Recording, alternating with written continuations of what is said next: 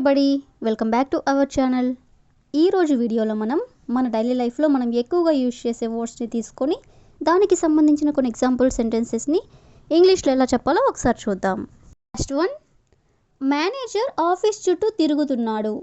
Manager office చుట్టూ తిరుగుతున్నాడు అనేదాన్ని the manager is making rounds of the office.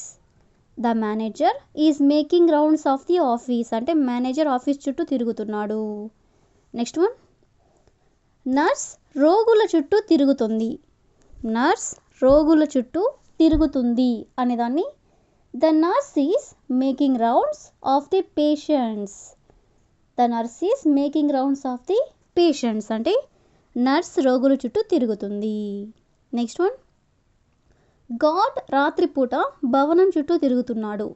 God రాత్రిపూట భవనం చుట్టూ తిరుగుతున్నాడు అనేదాన్ని the God is making rounds of the building at night.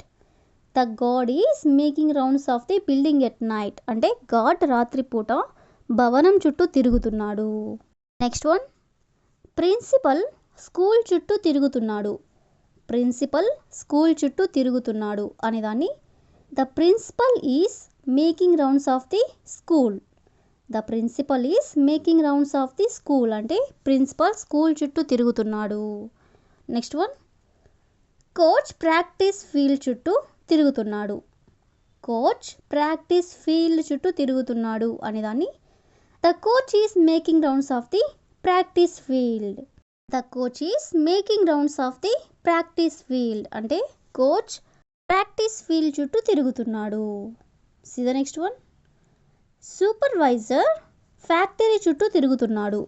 Supervisor factory చుట్టూ తిరుగుతున్నాడు అనేదాన్ని the supervisor is making rounds of the factory.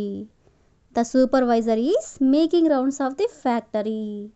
Next one, రైతు పొలాల చుట్టూ తిరుగుతున్నాడు. రైతు పొలాల చుట్టూ తిరుగుతున్నాడు అనేదాన్ని the farmer is making rounds of the fields. Fields అంటే పొలాలు. ద ఫార్మర్ అంటే రైతు. ఈజ్ మేకింగ్ రౌండ్స్ అంటే తిరుగుతూ ఉన్నాడు. C the last one, waiter tables చుట్టూ తిరుగుతున్నాడు. వెయిటర్ టేబుల్స్ చుట్టూ తిరుగుతున్నాడు అనేదాన్ని the waiter is making rounds of the table. The waiter is making rounds of the table అంటే వెయిటర్ టేబుల్ చుట్టూ తిరుగుతున్నాడు. సో ఈ విధంగా తిరగడం అనే వర్డ్కి సంబంధించిన కొన్ని ఎగ్జాంపుల్ సెంటెన్సెస్ని ఇంగ్లీష్లో ఎలా చెప్పాలో తెలుసుకున్నాం కదా. నెక్స్ట్ వన్ చూడండి, ఈ తప్పుకు నేను ఏ విధంగానూ బాధ్యత వహించను. ఈ తప్పుకు నేను ఏ విధంగానూ బాధ్యత వహించను అనేదాన్ని I am in no way responsible for this mistake. I am in no way responsible for this mistake అంటే I am in no way responsible అంటే ఏ రకంగానూ బాధ్యత వహించను. ఫర్ దిస్ మిస్టేక్ అంటే ఈ తప్పుకు. నెక్స్ట్ వన్, ఇది ఏ విధంగానూ మీ తప్పు కాదు.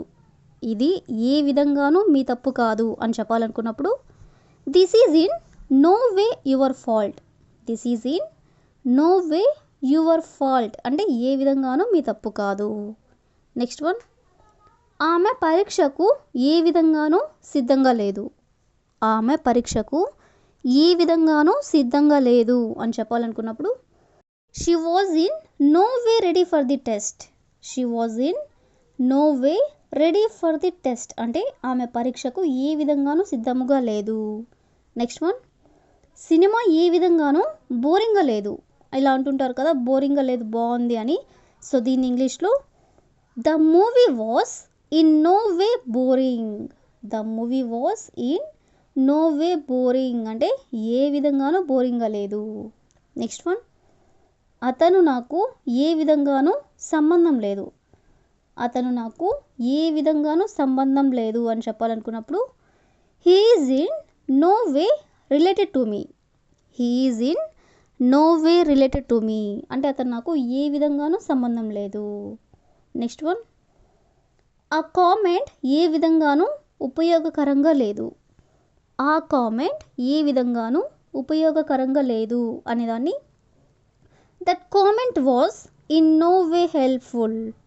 దట్ కామెంట్ అంటే ఆ comment was in no way helpful అంటే ఏ విధంగానూ ఉపయోగకరంగా లేదు.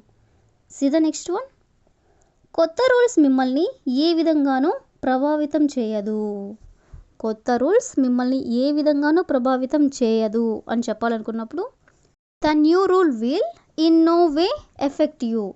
The new rule will in no way effect you అంటే కొత్త రూల్ మిమ్మల్ని ఏ విధంగానూ ప్రభావితం చేయదు. See the last one. నేను చీకటికి ఏ విధంగానూ భయపడను.